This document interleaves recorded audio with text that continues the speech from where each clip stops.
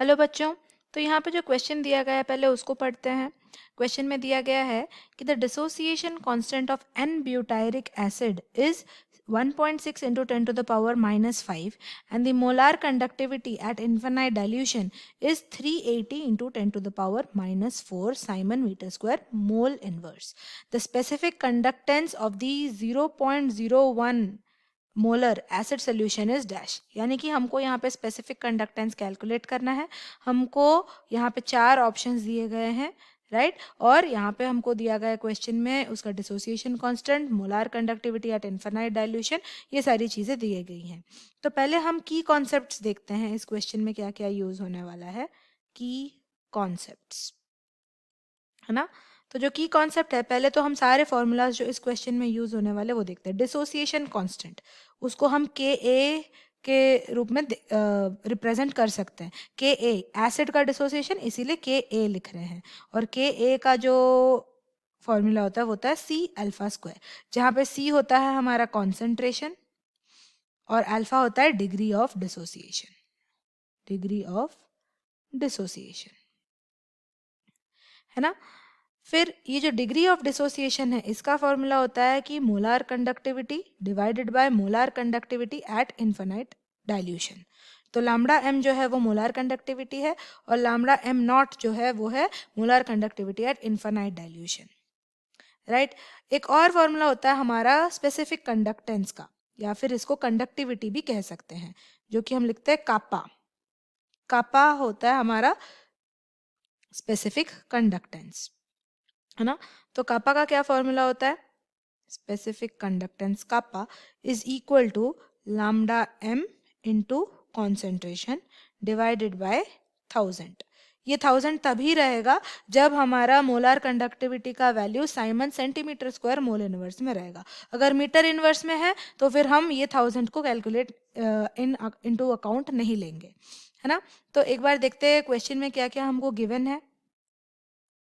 Given क्या क्या है? गिवन अगर देखते हैं तो पहला चीज हमको यहाँ पे दिखता है डिसोसिएशन कांस्टेंट, जो कि है के ए। के ए का वैल्यू दिया गया है 1.6 into 10 to the power minus 5। फिर देखते हैं और क्या वैल्यू दिया गया है। हमको दिया गया है लैम्डा एम नॉट, यानी कि molar conductivity at infinite dilution का value 380 into 10 to the power minus 4।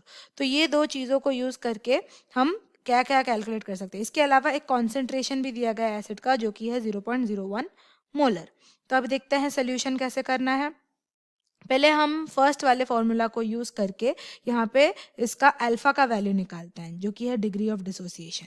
तो K a is equal to C alpha square. तो इससे निकल जाएगा क्या कि जो अल्फा है वो होता है रूट ओवर ऑफ के ए डिवाइडेड बाय सी, जिसका वैल्यू है 1.6 into 10 to the power minus 5 by बाय 0.01 का रूट ओवर। इसको सॉल्व करते हैं तो आंसर हमारा निकलता है 0.04, यानी कि ये जो है ये अल्फा का वैल्यू है। अभी ये अल्फा के वैल्यू को यूज करके हमको मोलर कंडक्टिविटी का वैल्यू निकालना है, ये सेकेंड फॉर्मूला को यूज करके। तो alpha is equal to lambda M by lambda M naught. इसको हम ऐसे लिख सकते हैं कि lambda M is equal to alpha into lambda M naught. Alpha का वैल्यू पता है, लैम्डा एम नॉट का वैल्यू पता है।